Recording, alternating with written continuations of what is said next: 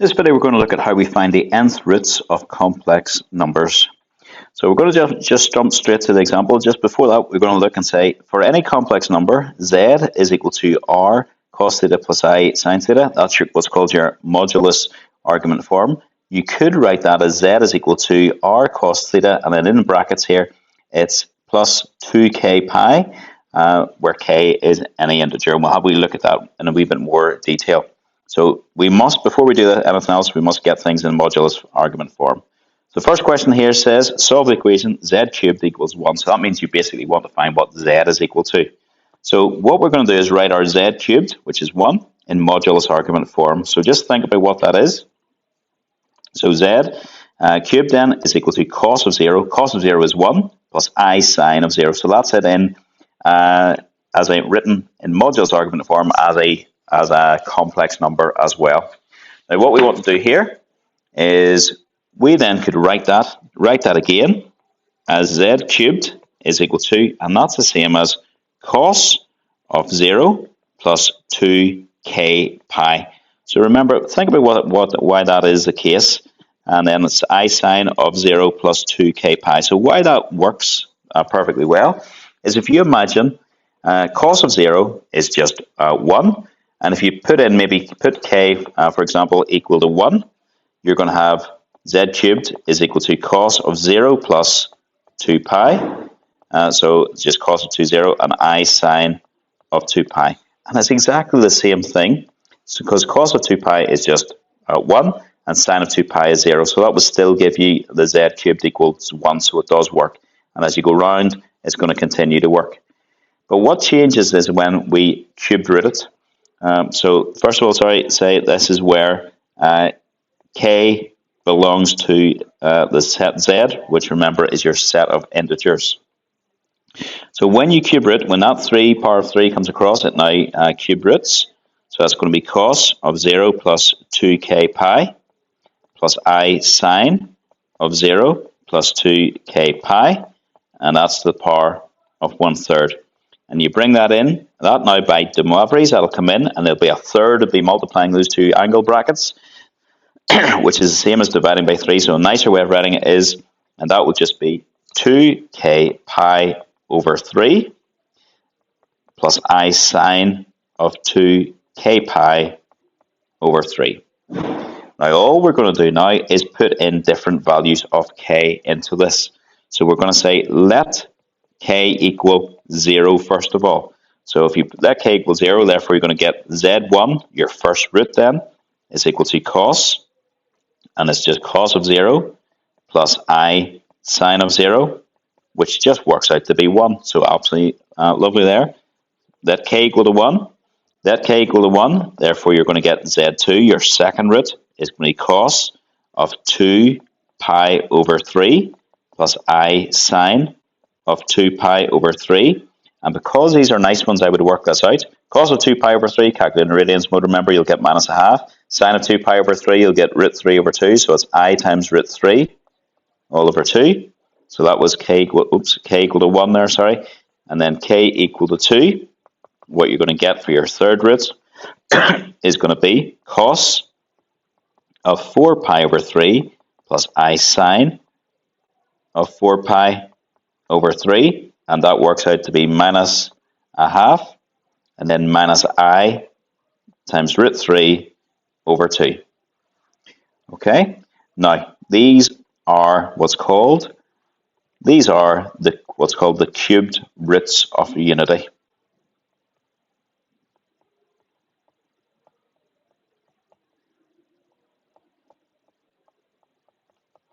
That's what they are.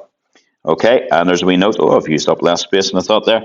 A note here. If you would go beyond k is equal to 2, all would be happening is you're just repeating the same root. So I'll just show you what I mean by that. So don't take us down, please. But if I had done k is equal to 3, I would get my z, z4, for example, would be cos. And if it was equal to 3, you're going to have 2 times 3, which is 6, divided by 2 is just going to be 2 pi plus I. And sine of 2 pi, and if you did that out, you're just going to get 1 plus 0i, which is just going to be 1. So you're going to be repeating your same roots. And if you did k is equal to 4, you would get this one. K is equal to 5, you would get this one, etc., etc. Okay, so no need to do that. So if it's a cube root, so notice what we did here. It was cube root we were looking for, and we used z equals k equals 0, sorry, k equals 1, and k equals 2. So if it was a fourth root, you'd do k equals 0, k equals 1, k equals 2, and k equals 3. So you always go up to, start at 0, and then you go up to 1 less than you had to. Okay, next part of this question says represent. It says represent your solutions to part A on an argand diagram. I think I've already this one done out for us here. No, I haven't. Apologies. So we're going to do that now then, very quickly. Represent this on an argand diagram. And once you're familiar with what happens, as you'll see in a wee second, it becomes very, very quick and very, very easy to do this. So your argand diagram, I would just label IM for the imaginary axis, and your real axis is here. And the first one, I'll do this in black so we can maybe see it. The first one is just going to be here. The first one is just going to be here. And it was going out 1, so that was Z1. Z1 was over here. And it was Z1 equal to 1, so it was just 1 going out this direction. The next one, that was my Z2, and here's my Z3. I'll just do it on here while I'm on the same font. And then that is my Z2, and it has a length 1, and my Z3 then has a length 1 as well. It was Z3, sorry. Okay, and what happens is they are tapped off every 2 pi over 3. Remember what 2 pi over 3 is? That's a third of a full revolution. And have a look at what we've got there. So we were finding the third root. Once you find one of them, so there was my first one, my next one is going to go through an angle of 2 pi over 3. The next one's going to go through an angle of 2 pi over 3. You go through an angle of 2 pi over 3 at the end again, you'll be back to the start. So can we just say the points Z1, Z2, and Z3 lie on a circle of radius 1 unit, sorry, and also say the angle between the points, or the angle between each, even we'll just say the angle between each is 2 pi over 3 radians. Okay, let's look at the very last bit. It says, show that the cube roots of 1 can be written as 1w and w squared, where 1 plus w squared is equal to 0. Okay, so the first one, we're going to say let is equal to our z2, which is equal to minus a half plus I root 3 over 2. And in modulus argument form, or sorry, in Euler's form, you could write that and makes it a wee bit easier as e to the 2 pi over 3I. So remember your Euler's in. That is the easiest way to write it. So that really just means as a modulus of 1 times cos of 2 pi over 3 plus I sine of 2 pi over 3. So really you're going back to these versions of them over here. Okay, so this version of it here. That makes it much easier to work with.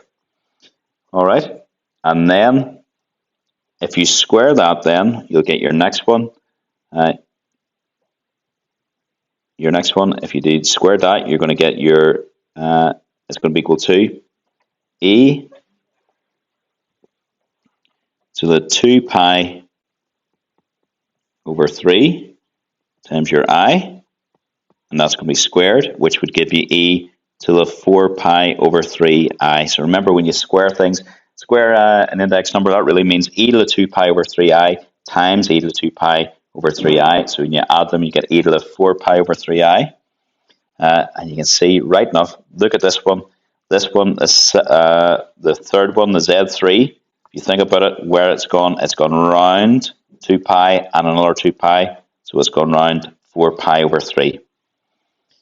Okay, so what we have got then, that works out to be, when you do that out as a numerical value, I suppose, we'll have minus a half minus I root 3 over 2, which is the same as your Z3. All right, so then you've got your 1 plus your W squared, and that works out to be 1 plus minus a half plus I root 3 over 2, and then plus minus a half minus I root 3 over 2, and when you do that out, you get 0 as required.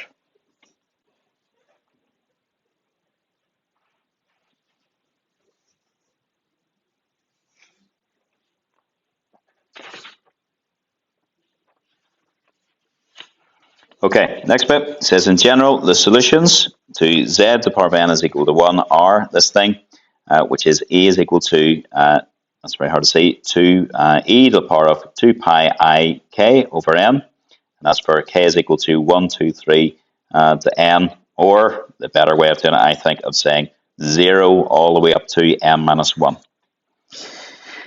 Okay, it says if n is a positive integer, then there is an nth root of unity, such that the nth roots are this thing as well. So things that we just need to learn.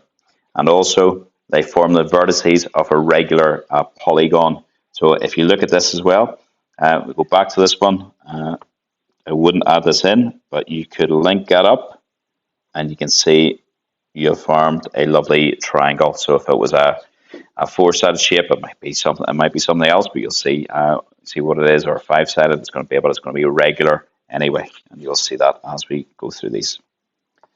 Okay, the next wee bit then, it says solve the equation z to the power of 4 is equal to 2 plus 2i root 3. Now what I'm going to do, first of all, is I'm going to do out a wee sketch of this. So doing out a wee sketch, really is a very rough sketch here. We've got, it's going 2 to the right, and it's going 2 root 3 up in the air. So that's what you've got, and that's my angle theta. So that was 2 root 3 high and 2 along the bottom, and that was the point then 2 plus I times 2 root 3. Now you can use that then to find the modulus. So I'm going to find the modulus. So modulus is just going to be equal to the 2 squared plus 2 root 3 squared and the square root of all that. And if you do that on your calculator, you'll get 4. And the argument is just equal to tan to the minus 1 of the vertical height, 2 root 3 over the 2, and your argument when works out to be pi over 3, and that's in radians. So you've got the thing in modulus argument form. That's really what this is all about. So z to the 4 then is equal to, and modulus argument form, it is 4 times cos of, what was my argument? I've just lost it. Pi over 3 plus I sine of pi over 3. You can save yourself an awful lot of time by doing these out in the E form, the Euler's form. I think I've done this out the long way, unfortunately, this next one, but I'll show you at the end how we can write it in Euler's form. Okay, so let's just copy that down again. We had our z to the power of 4 worked out after a bit of working out was 4 times cos of, and it was pi over 3 plus I sine of pi over 3. Now what we could also do, we could also write that as z to the power of 4 is equal to 4 times cos of pi over 3 plus 2k pi, put a bracket around that, plus I sine of pi over 3 plus 2k pi. And then we can get cracking by doing the fourth root. So z then is going to be, so you've got a fourth root, the 4 and the stuff in the square bracket. So it's the fourth root of 4 and also the fourth root of these things. So then that just becomes cos, and this is where it gets very messy, pi over 3 plus 2k pi all over 4 plus I sine of pi over 3 plus 2k pi all over 4.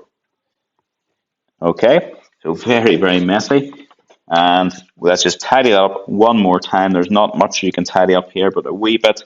We can sort out that 4 to the power of a quarter. And the fourth root of a quarter, you can even do it in your calculator, and it's going to give you root 2. So it's root 2 times square bracket cos pi over 3 plus 2k pi all over 4 plus I, and then sine of pi over 3 plus 2k pi all over 4, and then just get cracking with that. So we're going to say let k equal 0, 1, 2, or 3. Now, if you remember back from the answer, well, you could go beyond that if you really wanted to. You could do 4, 5, 6, and so on. But all you'd be doing is repeating yourself. It'd just be going over the same ground over and over again. So we'll leave that there so we can see what we're doing. So we'll just write down k equals 0. And you're going to have your z1, your first of your roots then, is going to be root 2 times just, and if you fire k equals 0 into that, you're just going to get pi over 12 plus I sine of pi over 12. Put a bracket around that. Next one, k equals 1. Put k equal to 1. Your z2 is going to be root 2 times cos of, it's going to be 7 pi over 12 plus I sine of 7 pi over 12. And z3 then is going to be root 2 times cos of, and it's going to be 13 pi over 12 plus I sine of 13 pi over 12. Okay, now this is not what's called the principal value. So you want to make that the principal value. So if you just think with where pi over CAST, there's your cast diagram. Starting from here, that's just how we look. Pi over, just pi would be here. So 13 pi over 13 would be all the way around to here, which is the same as going back the way, as it's going to be cos of then minus 11 pi over 12. Now that's in the principal value form. Whatever reason they want it in that form, just go with it. So that's what you've got.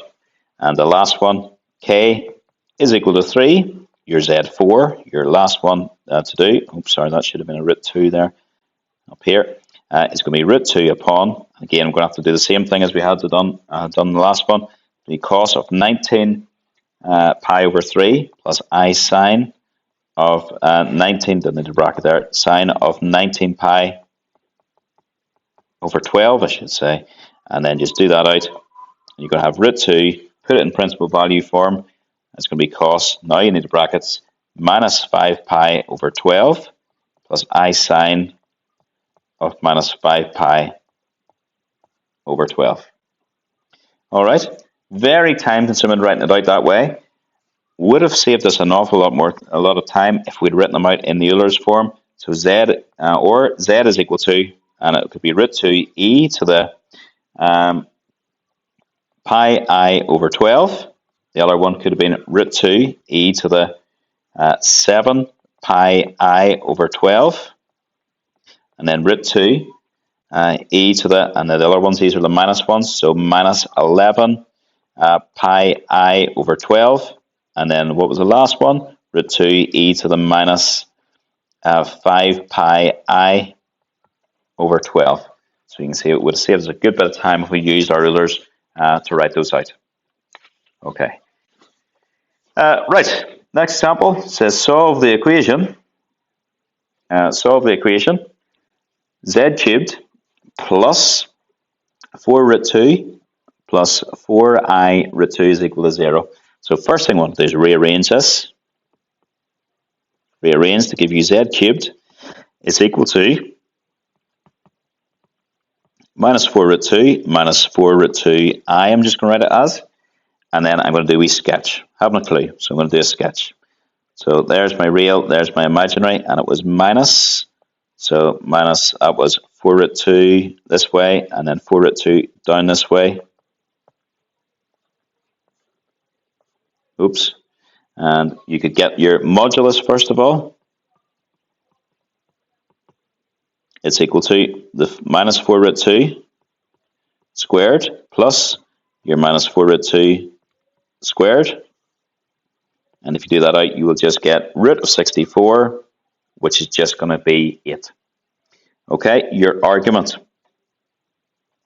Right, this wee angle in here, we should see without doing any working out that this wee, this wee length here is the same as this wee length, which means the angle in here is going to be 45 degrees. We're working in radians, remember, so don't say 45 degrees. It's going to be equal to then pi over 4. So this angle is going to be pi over 4. So your argument is this whole angle. So your argument is going to be equal to, it's minus of pi minus pi over 4, which is going to be minus 3 pi over 4. So that means our z cubed, we could write in modulus argument form as 8 upon brackets cos of minus 3 pi over 4 plus I sine of minus 3 pi over 4. Okay, we could also write that, of course, as 8 times cos of minus 3 pi over 4 plus our 2k pi plus I sine of the same thing, minus 3 pi over 4 plus the 2k pi. And remember, we need a square bracket around that this time, or a bracket around that, even just. So that's what we've got. Which is the same, and we're going to write it this way because this will save us a ton of time just writing this out. Then we could write that, we'll take the cubed across first before we do this. Cubed root the thing, so cubed root 8, you'll just get 2, and then square bracket, you're now going to have cos, and it's going to be minus 3 pi over 4 plus 2k pi all over 3 plus I sine of minus 3 pi over 4 plus 2k pi all over 3.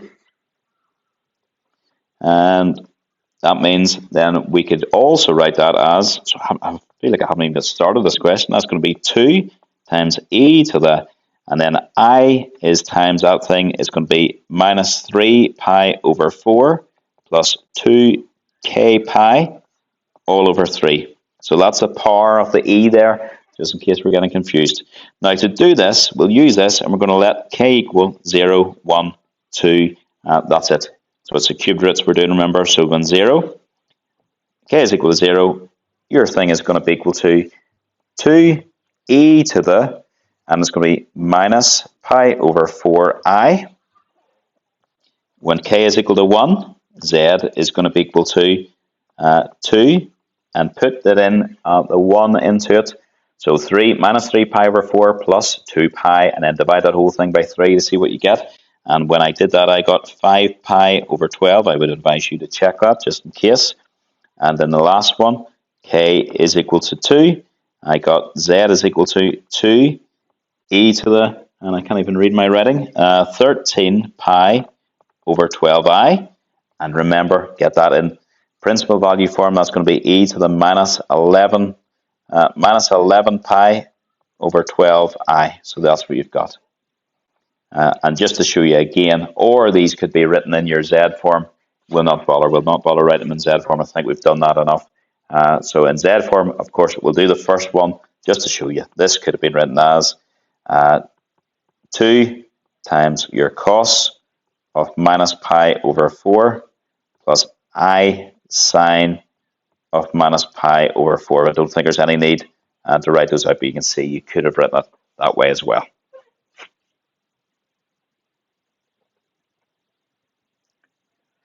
Okay, right. And now it says you can use properties of complex nth roots to solve geometric problems. And it says the nth roots of any complex number lie at the vertices of a regular polygon with its center at the origin. Okay, it's just rotated different ways. That's all that happens to it. Okay, so you can see here, this was a, what's this, heptagon, or hexagon, sorry, hexagon. And here we've got the sixth roots of this thing. So once you find one of the roots, so for example, if I find this root as a first root, the next one is going to be tapped off as a sixth of 2 pi. So every one of these are going to be tapped off. They're going to have the same angle all the way between them. Okay. It also said if z1 is one of the roots of the equation, z to the power of n is equal to s1, and all of these things are the nth roots of unity, then the roots of this thing are given by this. We don't really need this an awful lot. It doesn't really come up, I have to say, but we will see that they will appear in a different way. So let's have a look at another couple of these. Maybe our last one, is it? Hopefully. Yes, it is indeed. Okay. Right, this next example says the point P, which is root 3, 1, lies at one vertex of an equilateral triangle. The center of the triangle is at the origin. Find the coordinates of the other vertices of the triangle. Okay, right. At your point P, z is equal to 3 plus I just. Now, why that is, if you think about what that point is, it's just going to be root 3 and then 1 up. So this is your imaginary bit. Sorry, this is your real bit, and this is your imaginary bit. So root 3 is a real bit, and 1 lot of imaginaries, so 1i. So that's how we've got that. Let's just do a wee sketch then, a nice sketch this time, and we'll have, that's going to be your theta, your argument, that's root 3, and that's your 1, do a wee right angle. Your modulus is equal to 3 plus 1, so that's squared my square root, and if you do that, you get 2, lovely. And then your argument of z then is just going to equal to tan to the minus 1 of 1 over root 3, and that's going to give you a nice one as well. That's going to give you pi over 6. So the point P is z is equal to 2 e to the I times pi over 6. That's in Euler's form. That's what we've got for your P. Okay, right. We're going to do a wee sketch of this thing. Now, this is just a sketch. It's very, very basic. So we're going to sketch this thing.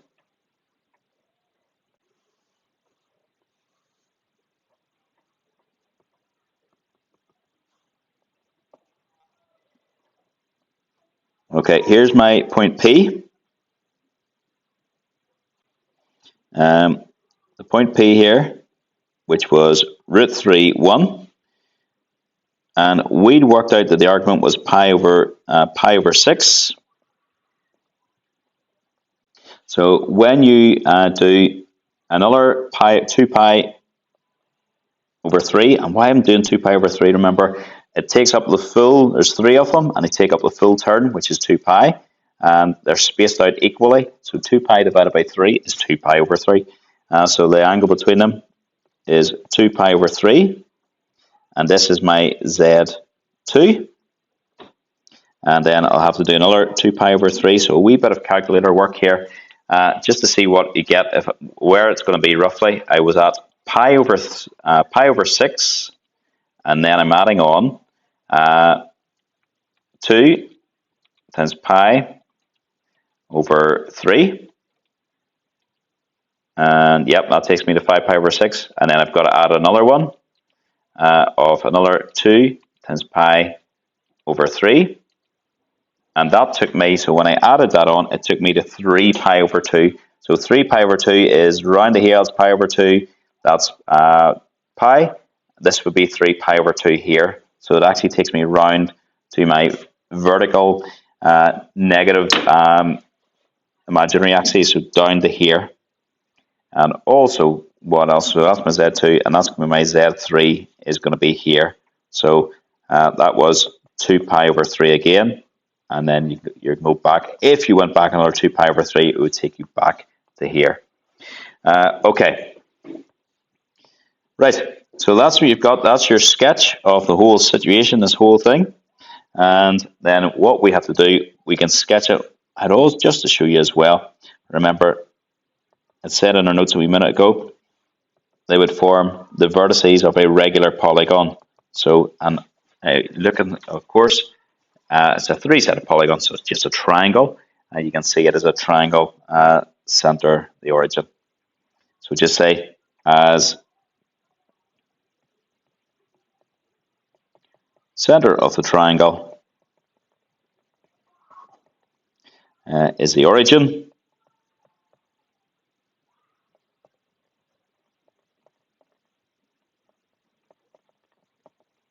And you rotate through 2 pi over 3 radians to get the next roots. You can see that's what I was doing there. Okay, right, find the coordinates of the other vertices of the triangle. We've sort of done that, not very well. We'll have to do that a wee bit better in a second. We've got a sketch of them, but we know how we're going to get them. So, once we've done this sketch, we can then look at the rest of this. So that was our Z1. Our Z1 was, we'll call this one Z1, was P. Z2 then was over to the top left. So we're going to get our Z2. So we'll just say, so Z2 then is equal to 2 e to the, and it was I of pi over 6. And then we're adding on 2 pi over 3 every time. So that works out, that your Z2 works out to be 2 e to the I, and it's 5 pi over 6. And then also, you can tap around then another 2 pi over 3, and you'll get the next one. So it's going to be 2 to the power of I, 2e to the power of I upon 5 pi over 6, and we're going around another 2 pi over 3 again. Apologies for the mess of my handwriting. That's going to be 2e to the I, and then it's going to be 5 pi over 12. That's not at all. That's going to be 3 pi. That was 3 pi over 2, which again in principal argument form is minus I times pi over 2. So minus 90 degrees or minus pi over 2. Okay, so what we've got, I think I'm going to run out of space here. What we've got here, so your Z1 was equal to root 3 plus I. Your Z2 then is going to be minus root 3 plus I. So you're just putting those into the calculator. And then your Z3 is equal to minus 2. Minus 2i, that should be minus 2i is going to be your Z2.